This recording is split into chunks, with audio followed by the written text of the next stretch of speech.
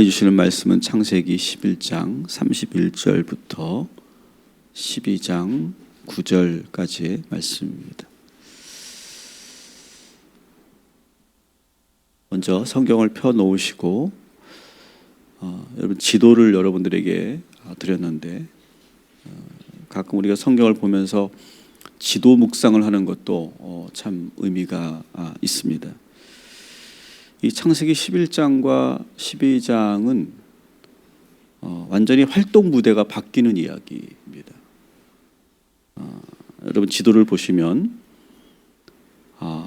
빨간색으로 이렇게 점선을 제가 표시해 놓은 곳이 정확하지 않지만 이 지역이 에덴 동산이 있었던 곳입니다. 그러니까 우리가 생각할 때는 이스라엘의 대부분의 활동 무대가 가나안이라고 생각하지만 창세기 1장부터 11장까지는 지금 빨갛게 표시된 그 지역이 활동 무대입니다. 이곳에 에덴 동산도 있었을 것이고 그리고 노아의 홍수도 이 지역에서 일어난 겁니다. 그리고 바벨탑도 거기 써 있는 바벨론 지역 어느 지점에 바벨탑이 있었을 것이고 또 이 아브라함의 아버지 데라의 가족이 어디서 살았습니까? 이 갈대아 우르라고 하는 지역에서 살았습니다. 다시 말하면 여러분 그 지도에서 보시면 큰 강 두 개가 있죠. 티그리스 강과 유프라데스 강. 이 유역, 즉 이 지역을 소위 메소포타미아 지역이라고 이렇게 말하는데 이 지역에서 일어났던 사건들이 1장부터 11장까지의 그런 이야기들이다라고 하는 거예요. 우리가 이렇게 지도를 보지 않으면 창세기도 역시 여전히 가나안 지역에서 일어난 사건이라고 생각하기 쉬운데 창세기 11장까지의 무대는 가나안이 아니라 유프라테스 티그리스 강을 끼고 있는 이 메소포타미아 지역이 주 무대였다라고 하는 것이죠. 아브라함의 아버지 데라는 노아의 10대 손이었어요. 그리고 아주 오랫동안 이 지역에서 이 갈대 우르에서 살았어요. 그러다가 어제 보신 것처럼 이 데라가 어디로 이동합니까? 화살표로 보시는 것처럼 하란이라는 곳으로 이동을 합니다. 그때 그 아들 아브람도 아버지를 따라 갈대아 우르에서 하란으로 가는 거예요. 우리 31절을 한번 이제 같이 읽겠습니다. 시작. 데라가 그 아들 아브람과 하란의 아들인 그의 손자 롯과 그의 어머니 아브람의 아내 사레를 데리고 갈대아인의 우르를 떠나 가나안 땅으로 가고자 하더니 하란에 이르러 거기 거류하였음에 데라는 나이가 205세가 되어 하란에서 죽었더라. 아멘. 지도를 보시면 이 갈대 우르에서 북쪽으로 이 하란으로 가는 이 길은 지도를 봐도 꽤 멀리 있는 그런 거리죠. 약 한 900km 정도 되는 우리야 자동차가 있으니까 교통수단이 있으니까 그렇게 멀다고 생각하지 않지만 걸어서 900km를 간다는 것은 대단한 일이죠. 그리고 한번 지도를 다시 한번 보시면 사실 이 갈대아 우르 지역만큼 좋은 땅은 없어요. 가나안 땅, 적각불이 흐르는 가나안 땅이라고 말하지만 사실은 이 갈대 우르만큼 좋은 땅은 없습니다. 아주 큰 두 강이 흐르고 있는 그 접경 지역에 이 갈대 우르가 있는 거예요.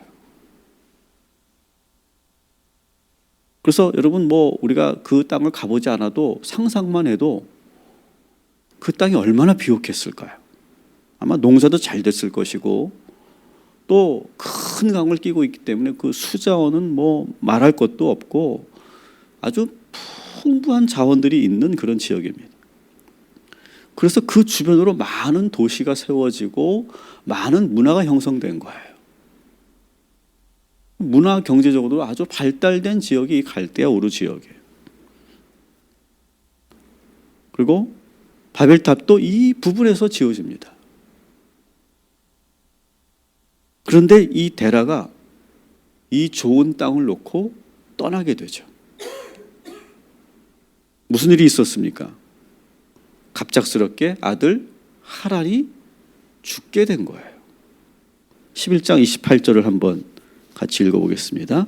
하란은 그 아비 데라보다 먼저 고향 갈대아일의 우르에서 죽었더라. 그 좋은 도시에서, 그 풍요로운 부족한 것이 없는 그 좋은 땅에서 갑자기 아들 하란이 죽었어요. 데라에게 세 아들이 있었잖아요. 저는 이 도시를, 이 지도를 묵상하면서, 이 갈대아 우르를 묵상하면서 참 많은 생각을 하게 됩니다. 여러분, 우리가 인생을 살면서 행복의 조건을 뭐라고 생각하십니까? 좋은 도시에서 경제적으로 풍요로우면 우리는 모두 행복할 거라고 생각해요. 그런데 여러분, 우리가 살다 보면 이렇게 풍요롭고 완벽해 보이는 이 도시에 살면서도 불가항력적인 일들을 만나게 되는 거예요. 인간의 힘으로 어떻게 할 수 없는 그런 사건들을 만나게 되더라는 거예요. 저는 그래서 우리가 살고 있는 이 동탄 신도시를 저는 묵상했어요. 대한민국에서 그래도 손꼽히는 아주 좋은 도시 중에 하나입니다.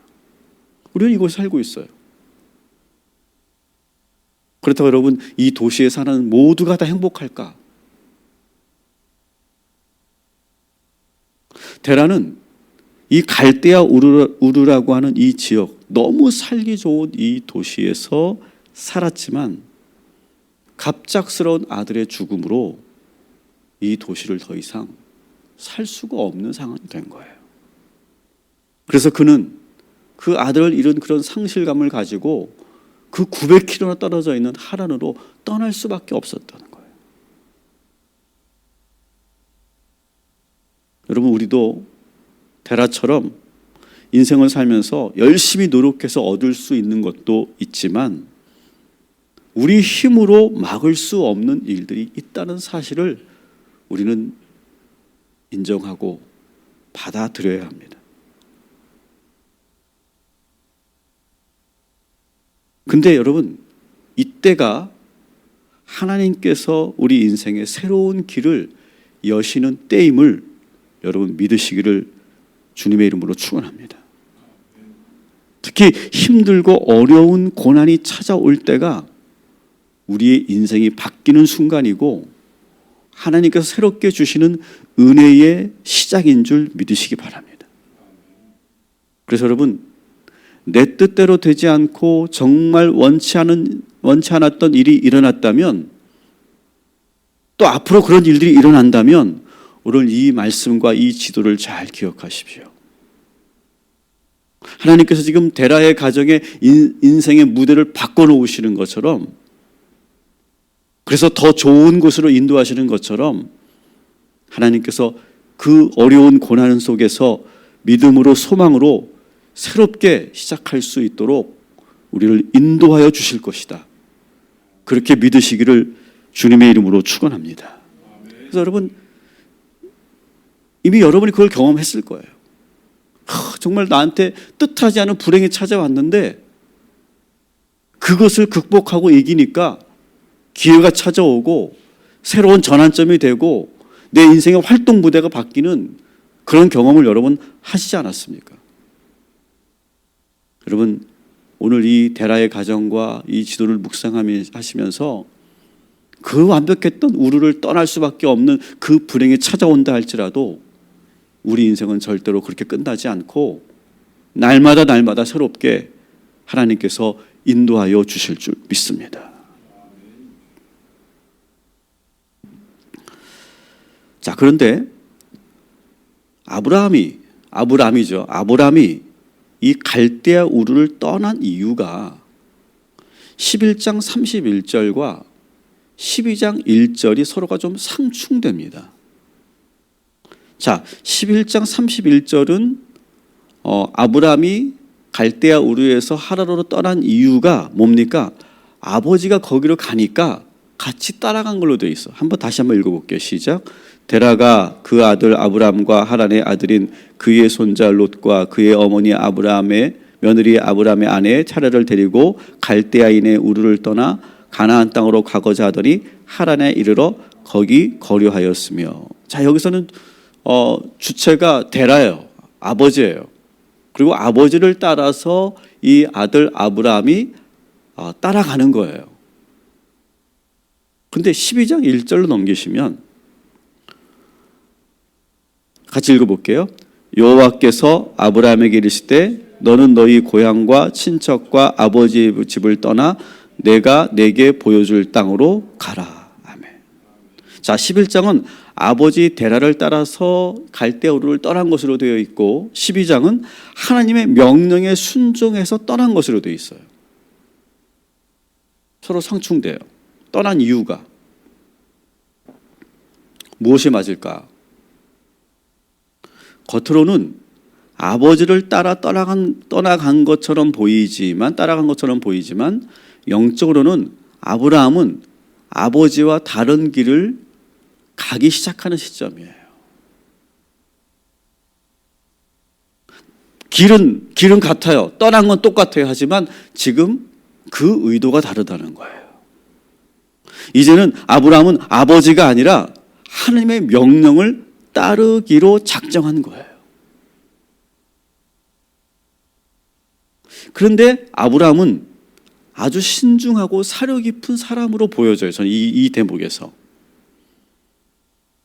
하나님께서 너는 떠나라 라고 하면서 누구도 떠나라 그래. 아비도 떠나라 이렇게 했잖아요. 근데 아비를 안 떠나거든요. 이 아브라함이요. 왜 그럴까요? 아들을 잃은 그 아버지의 그 상심의 그 마음을 이 아들이 알고 어떻게 떠나겠어요? 아버지를 등지고 자기 길로 갈 수가 없었던 거예요. 그래서 이 아브라함은 마음으로는 이미 아버지의 명령을 따르지 않고 하나님의 뜻을 따르는 것으로 그렇게 뜻을 세웠지만 겉으로는 아버지를 끝까지 봉양하고 잘 모시는 거예요. 그래서 이 대목에 대해서 해석이 갈라집니다. 사실은 하나님께서 분명히 떠나라고 했는데 이 아브라함이 완전히 떠나지 않고 아버지 데라를 따라서 하라로 간 이 사건을 보면서 아브라함에 대해서 조금 부정적인 그런 평가를 하기도 합니다. 아브라함은 하나님의 명령을 들었음에도 불구하고 우유부단하고 아직은 믿음이 충분하지 않은 그런 사람으로 평가합니다. 왜냐하면 하나님께서 떠나라고 하면 가족이 걸림돌이 되지 말아야 되고 하나님이 가족을 등지라 하시면 무조건 순종해야 된다 이렇게 생각하는 것이죠. 여러분 우리가 신앙생활 할 때도 그런 분들이 많이 있어요. 믿음이 우선이기 때문에 가족을 등질 수도 있어야 되고 가족을 떠날 수도 있어야 된다. 소위 이단들이 그런 얘기를 많이 하죠. 가족이 중요하지 않다. 믿음이 중요하다. 순종이 중요하다. 이렇게 말하죠. 그게 아주 믿음이 좋은 것이다. 이렇게 말하죠. 근데 사실 아브라함은 그렇게 하지 않았어요. 꽤 오랜 시간 하란에 머물러요. 언제까지? 아버지가 돌아가실 때까지. 여러분 이 부분이 아브라함이 우유부단해서 그런 걸까요? 믿음이 적어서 그런 걸까요? 저는 그렇게 보이지 않아요. 아브라함은 반드시 하나님의 명령에 순종할 거예요. 그러나 지금 자식된 도리를 다하는 것도 아브라함은 중요하게 여기고 있어요.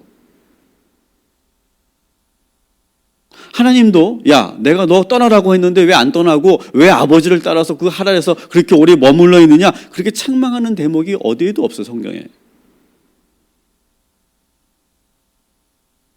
아브라함은 아버지 데라가 죽자 비로소 하란을 떠나 가나안으로 내려가는 거예요. 우리 4절 5절 같이 읽겠습니다. 시작. 이에 아브라함이 여호와의 말씀을 따라갔고 롯도 그와 함께 갔으며 아브라함이 하란을 떠날 때에 75세였더라. 아브라함이 그의 아내 사레와 조카 롯과 하란에서 모은 모든 소유와 얻은 사람들을 이끌고 가나안 땅으로 가려고 떠나서 마침내 가나안 땅에 들어갔더라. 아멘. 여러분, 우리가 믿음이 있다고 해서 우리의 부모와 가족을 완전히 등지는 것, 저는 그건 좋은 믿음이 아니라고 생각해요.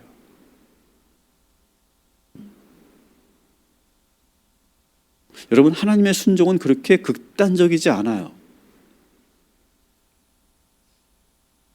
아브라함은 하나님의 음성을 들었어요. 그리고 정서적으로 이제 그때부터 아버지와 정서적인 거리를 두고 있는 거예요.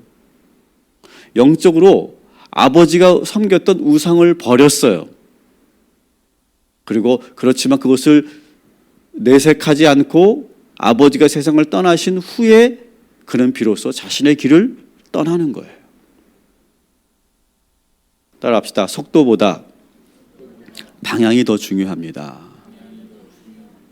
여러분, 이것은 우유부단하다고 평가하는 건 적절치 않아요. 여러분, 오늘 12장 1절을 우리가 묵상하시면서 저와 여러분도 떠나야 할 것이 있다면 떠나시기를 주님의 이름으로 축원합니다. 여러분의 가족에서 떠나야 하고 극복해야 하는 것들이 있다면 여러분의 그 가정 안에 있는 떠나야 할 것을 떠나시기를 주님의 이름으로 축원합니다. 특별히 하나님의 음성을 들으셨다면 떠나시기를 주님의 이름으로 축원합니다. 그렇지만 이 아브라함처럼 극단적이지 않고 지혜롭게 차분하게 준비하시고 떠나시기를 주님의 이름으로 축원합니다. 여러분, 마찬가지 우리 인생의 중요한 문제를 결정할 때도 마찬가지예요. 여러분, 저도 여러분들에게 그렇게 말하고 싶어요. 서두르지 말아라.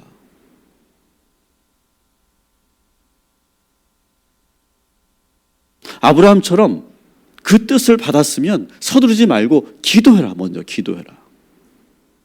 그리고 차근차근히 준비해 가라. 제가 저희 모임에서 계신 어느 목사님께도 이런 조언을 드렸어요. 너무 서두르지 말아라. 특별히 여러분, 이런 경우 있어요. 내가 여기서 너무 힘들어. 내가 견딜 수 없어. 내가 여기서 실패했어. 여러분, 그때 떠나면 답이 아닌 것 같아요. 그때는 오히려 더 준비해야 될 때라고 저는 생각해요. 그래서 여러분, 영화 제목도 그런 게 있잖아요. 박수 칠 때 떠나라. 그런 말이 있잖아요. 잘 준비하고 기도로 준비하고 그리고 하나님의 때를 묻고 그러면서 잘 차근차근히 계획하고 준비하면서 떠나가는. 그래서 아브라함의 이 떠남은 속도가 중요하지 않았어요. 방향이 중요했던 거예요. 여러분의 인생도 그렇게 잘 준비된 그런 떠남과 계획이기를 주님의 이름으로 축원합니다. 그래서 재밌는 거는요, 11장 31절에 데라도 사실은 어디로 가려고 했어요? 가나안으로 가려고 했죠.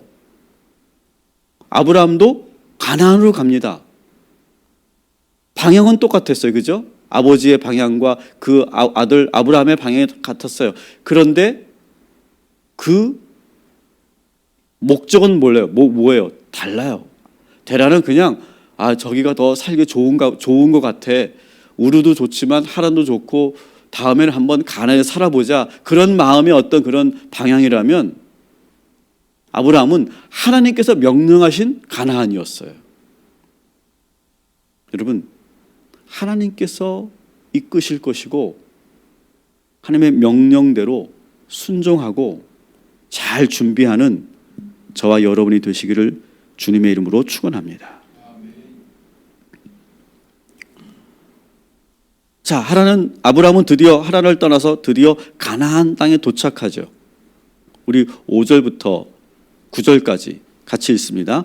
아브라함이 그의 아내 사레와 조카 롯과 하란에서 모은 모든 소유와 얻은 사람들을 이끌고 가나안 땅으로 가려고 떠나서 마침내 가나안 땅에 들어갔더라. 아브라함이 그 땅을 지나 세겜 땅 모래 상수리 나무에 이르니 그때에 가나안 사람이 그 땅에 거주하였더라. 여호와께서 아브라함에게 나타나 이르시되 내가 이 땅을 내 자손에게 주리라 하신지라. 자기에게 나타나신 여호와께서 그가 그곳에서 제단을 쌓고 거기서 베델 동쪽 산으로 옮겨 장막을 치니 서쪽은 베델이요 동쪽은 아이라. 그가 그곳에서 여호와께 제단을 쌓고 여호와의 이름을 부르더니 점점 남방으로 옮겨 갔더라. 아멘. 자, 아브라함은 떠나서 따라합시다. 들어갑니다. 자, 어디를 떠나요? 하란을 떠나요. 갈대우르를 떠나고 하란을 떠나서 마침내 새로운 땅 가나안으로 들어가요. 자, 그래서 다시 한번 지도를 봐주시면 아브라함 일행은 가나안 땅으로 들어와서 가장 먼저 어디에 멈춥니까? 세겜 땅, 그죠? 세겜 모래 상수리 나무에 1차적으로 멈춰요. 여러분, 이 세겜 땅은 가나안 사람들이 아주 오래전부터 거룩한 땅이라고 이렇게 일컬어졌던 땅이에요. 특히 여러분, 모래 상수리 나무라고 하는 그런 대목이 아브라함 이야기에 자주 나오죠. 이 구약에 자주 나오는데, 이 모래 상수리 나무는 고대 근동 지역에서는 이런 아주 성스러운 나무가 있는 곳을 아주 거룩한 땅이라고 봤어요. 뭐 우리가 직접 이 모래 상수리 나무가 어떻게 생겼는지 모르겠지만 뭐 아주 크고 오래된 아마 나무였겠죠. 그래서 그 나무가 상당히 신령한 어떤 능력이 있는 것처럼 그렇게 느껴졌겠죠. 그래서 보통 이곳은 제사를 드리거나 신전이 세워지던 그런 곳이에요. 그런데 아브라함은 그곳에서 뭐 합니까? 스스로 제단을 쌓고 하나님께 예배를 드려요. 가나안 사람들이 우상들에게 절하던 곳에서 아브라함은 하나님께 예배를 드리고 있는 거예요. 그리고 첫 정착지에서 가장 먼저 아브라함은 예배를 드리고 있다는 것이 의미가 있어요. 여러분, 항상 우리는 처음 시작할 때, 여러분 새벽 예배가 왜 중요합니까? 처음 내가 눈을 뜨고 하루를 시작할 때 예배를 드리는 거예요. 우리가 무언가 시작할 때 반드시 기도로 시작하고 예배로 시작하고, 그것이 이 아브라함으로부터 시작됐던 우리 믿음의 전통인 거죠. 여러분, 오늘 이 새벽이 바로 그러한 뜻깊고 의미 있는 시간인 줄 믿으시기 바랍니다. 그리고 그 우상 지역에서 그 우상 위에 예배를 드리고 있잖아요. 여러분, 여러분의 우상 위에서 예배하시기 바랍니다. 여러분이 가장 좋아하는 것 그 위에서 하나님을 예배하시기 바랍니다.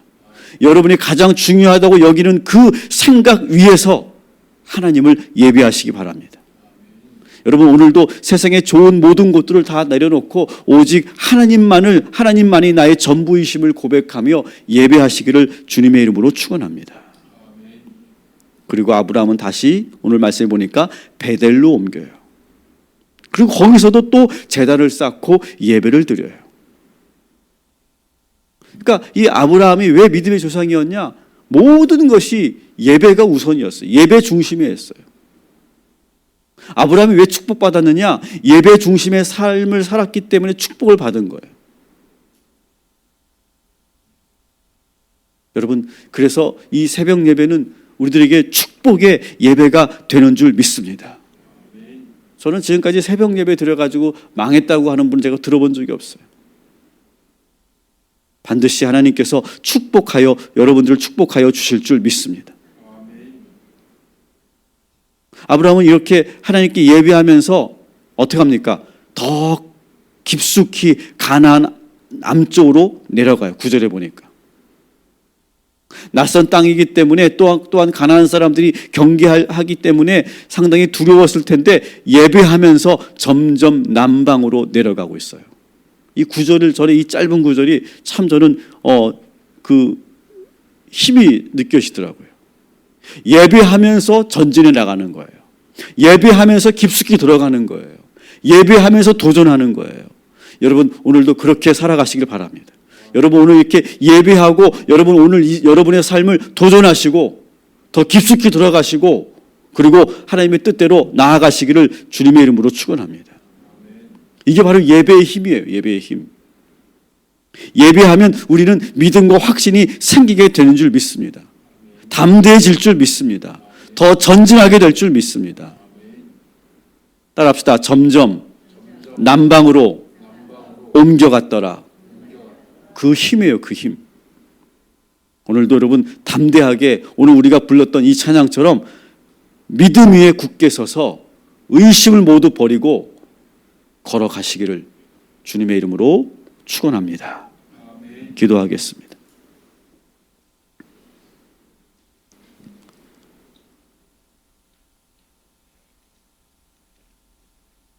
창세기의 활동 무대가 바뀝니다. 대대로 가문이 살았던 갈대 우르에서 데라가 그 고향을 떠납니다. 아브라함도 하나님의 명령에 따라서 본토 친척 아비집을 떠납니다. 데라는 아들을 잃은 슬픔으로 떠나지만 아브라함은 하나님의 명령으로 떠납니다. 하나님, 오늘 이 시간 우리 모든 성도들에게 함께 하셔서 아브라함에게 들려주셨던 그 음성을 듣게 하여 주시옵소서. 힘들고 어렵다고 떠나는 것이 아니라 하나님의 뜻을 알고 떠나는 우리 모두가 되게 하여 주옵소서. 조급하게 생각하지 말게 하시고 서두르지 말게 하시고 하나님의 음성이 들릴 때까지 또한 하나님의 그 때가 열릴 때까지 기다리고 인내하며 그 때를 준비하는 우리 모두가 되게 하여 주시옵소서. 속도보다 방향이 중요합니다. 우리 모든 성도들 좋은 방향으로 잘 준비해 갈 수 있도록 인도하여 주시옵시고 내가 할 수 없는 그 불가항력적인 일들을 만날 때 아무것도 염려하지 말고 이때가 오히려 새롭게 시작하는 때라고 믿고 그리고 절망하지 않고 우리가 다시 시작할 수 있는 힘과 능력을 허락하여 주시옵소서. 이제 아브라함처럼 예배 중심의 삶을 살기 위해 이렇게 새벽 예배부터 시작하는 우리 성도들에게 함께하여 주셔서 눈을 뜨고 처음 시작하고 그리고 첫 발을 내디뎠을 때마다 이렇게 예배하는 자들 되게 하여 주옵시고 그 예배가 저들을 담대케 하고 지혜롭게 하며 능력 있게 하고 추진력 있게 만드는 그런 능력의 예배가 될 수 있도록 인도하여 주시옵소서. 오늘도 우리 눈에 아무 증거가 보이지 않아도 믿음만을 가지고 걸어가는 주의 성도들 되게 하여 주시옵시고 믿음 위에 서서 모든 의심을 버리고 힘차게 걸어가는 복된 하루가 되게 하여 주시옵소서. 오늘도 우리 희강이와 우리 유준이와 우리 조경자 권사님을 위해서 기도합니다. 하나님께서 지켜주시고 도와 주시옵소서. 주님께서 붙잡아 주시옵소서. 안전하게 인도하여 주시옵소서. 특별히 이제 날씨가 추우면서 우리 성도님들의 어머니들이 부모님들이 이제 많은 그런 질병 가운데 있습니다. 주님 지켜주시고 보호하여 주셔서 이 추운 겨울 잘 지내게 하시고 그리고 우리 부모님들 건강으로 지켜 주시옵소서. 오늘 주의 모든 성도들 아브라함과 같이 믿음으로 걸어가는 복된 하루가 되게 하여 주시옵소서. 예수님의 이름으로 기도합니다. 아멘.